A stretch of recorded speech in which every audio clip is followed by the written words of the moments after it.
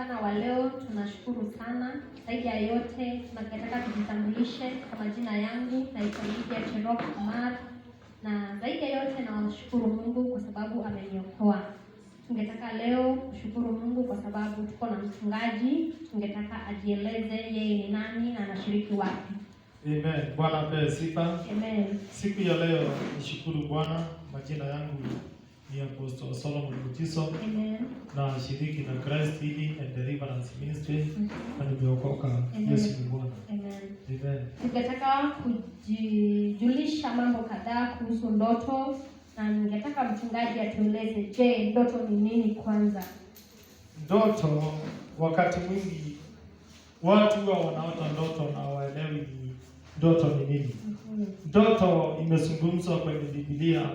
Neno la Bwana linasema katika Joel chapter 2. Na wakati huo Mungu ataachilia roho. Wazee wataota ndoto. Vijana watakuwa na maono. Ndoto wakati mwingi huwa zinakuja wakati mtu amelala.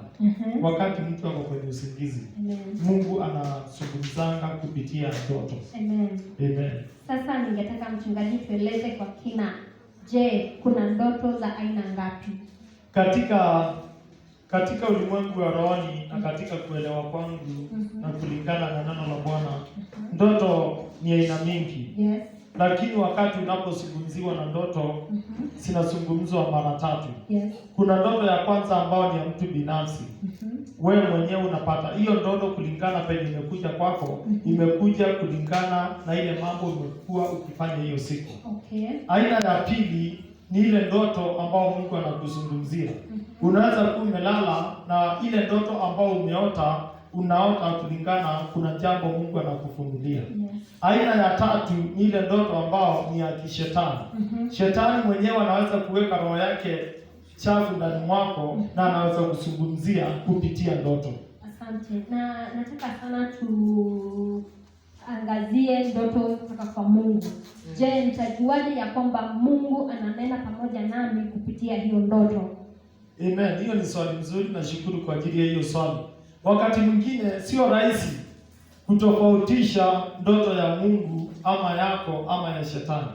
Wakati wote Mungu anapokuzungumzia na ujue ya kwamba hii ni ndoto ya Mungu, wakati mwingi utasikia ikiwa na breakthrough. Yes. Ama usikia inaangazia jambo fulani ulikuwa unaomba. Yes. Wewe ulikuwa unaombea jambo ukiamini Mungu akutendee. Wakati mwingine unaweza kosa kusikia jibu, usome Biblia ukosa jibu, lakini wakati umeenda kulala unaweza kuota jambo kulingana na jambo fulani ulikuwa unaombea. Utajua ya kwamba Mungu amekujibu kupitia ndoto. Kama ninapopeana mfano kwenye Biblia, kuna watu wengi walilala wakaweza kuota ndoto na walikuwa wananenewa na Mungu. Kama mtumishi wa Mungu ambaye alikuwa anaitwa Yusufu.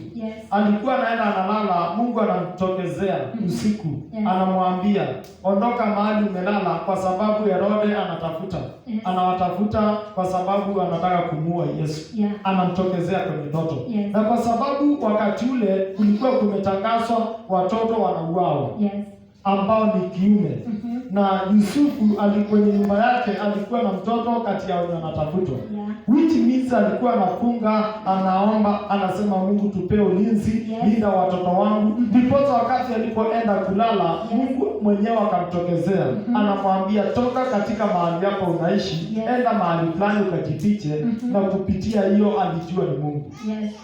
Swali lingine ambalo ningetaka kuuliza mchungaji.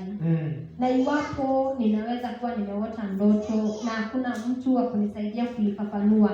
Je, ndoto hilo linaweza timia? Wakati mwingine kabla nikujibu hiyo nitakujibu kama naelezea ndoto ya mwanadamu na shetani utajua na gani. Then nitaweza kujibu swali yangu. Then ile nyingine kuna ile ndoto unaweza kuota wewe mwenyewe. Ambao haijatokana kwa Mungu. Haijatokana kwa shetani, ni wewe mwenyewe. Na ile ndoto ya wewe mwenyewe umeota, wakati mwingine kutalingana chenye umekaa ukifanya hiyo siku. Ama chenye umekuwa ukifikiria. Chenye umekuwa ukifikiria na unaweza enda ulale na baadaye ustukie ile mawazo ya siku yote nzima imekuja. Na hiyo na ukiota hiyo ndoto haijatoka kwa shetani, haijatoka kwa Mungu, ni ile mawazo yako. Juu wakati mtu amelala, mawazo ni kama gari, inaweza kaa umelala lakini inaendelea kufanya kazi, na ndio inaletaka ndoto. Roho inaingia kwenye mawazo, inakontrol mawazo, inaleta ndoto. Then ile nyingine ya tatu ni ndoto ya kishetani. Ndoto ya kishetani, wakati mwingine unaweza kukaa hivi wewe mwenyewe, tuseme kama kuna roho chafu imeingia ndani mwako. Unaweza, kama mimi penye nilikuanga katika devil worship, wakati tulipokuwa tunatumika kule, niliingizwa katika ndoto. Nilienda sherehe mchana, nikapewa pesa, tukakula, lakini hiyo usiku kwenye ndoto nilistukia mtu amekuja akaniongoza kiapo, akaniambia kutoka leo kunywa hii damu, kutoka leo utakuwa unaabudu shetani. Na baada ya asubuhi kuamka nikaona na nilikuwa wapi usiku? Niliona kuna mahali tulienda tukakunywa damu, mambo kama zile. Sasa ndoto za kishetani ni zile ambao unaweza ota ukiwa na roho ya kishetani ndani mwako. Hauwezi oteshwa ndoto ya kishetani kama hiyo roho haijakuingia, kwa sababu hiyo roho ndio italeta ndoto za kishetani. Na kupitia hiyo ya kishetani unaweza hata kuota ndoto mbaya. Kama mtu anaweza ota tu ndoto mbaya, unaota ukifanya kitu mbaya kwa sababu hiyo roho imeingia ndani mwako. Na kupitia hiyo ndipozo utajua hii ndoto ni ya kishetani. Lakini wakati mwingi kutofautisha ndoto ya kishetani na yako inakuanga ngumu. Kwa sababu gani? Shetani anaenda anakuletea ndoto kulingana na mapenzi yako. Lakini wakati unaota ndoto ya kutoka kwa Mungu, Mungu anakuanga kinyume. Ni kama inaenda kabisa, ni kama maji na mafuta.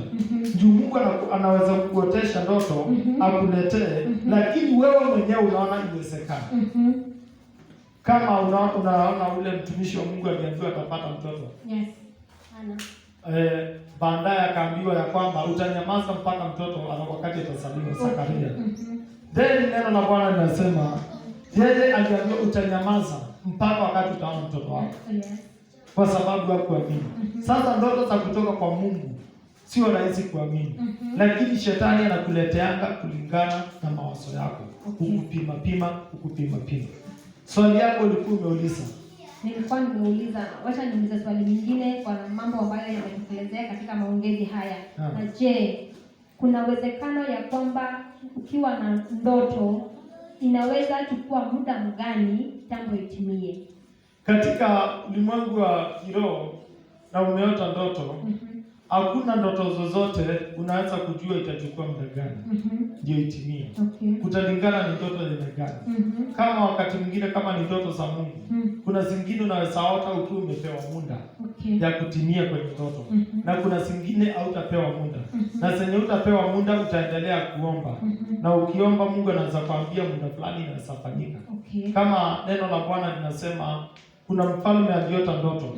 Na baada ya kuota ndoto Yusufu ndio alienda kutafsiri. Na wakati Yusufu alienda kutafsiri alisema kuna miaka 7 ya njaa, ingine kutakuwa na hivi na hivi, akatafsiria mfalme. Na lakini alijua muda huu utaanza wakati huu. Na ndiposa kulitangazwa kwenye nchi ya Misri watu wachukue chakula waweke. Kwa hivyo ndoto hauwezi ukajua juu nimeota itachukua muda gani. Nashukuru sana na ningependa sana utuelekeze zaidi katika kuambia jinsi tutaweza kujitayarisha ama kutafsiri ndoto zetu kwa njia ambayo inatusaidia. Katika mambo ya kutafsiri ndoto, zote kutafsiri sio kila mtu ako na hiyo neema ya kutafsiri. Kutafsiri wakati mwingine ni neema Mungu ameweka ndani ya mtumishi huyo wa Mungu. Sio watumishi wote wa Mungu wanatafsiri ndoto. Ndiposa unasikia wakati mfalme aliota ndoto, ilibidi wenye walitafsiri walishindwa. Mpaka Yusufu akatafuta. Wakati mwingine kuna mfalme mwingine aliota ndoto akashindwa, wenye alikuwa karibu akashindwa, mpaka Danieli akatafuta. Kwa hivyo wakati wote umeota ndoto ni vizuri uombe. Kama utaielewa kabisa na una uwezo wa kutafsiri, unastahili uombe, uambie Mungu, nifunulie, uniletee ikiwa ni kama imetafsiriwa, ambao tunaitanga direct dream. Na Mungu atatubariki. Amen. Amen.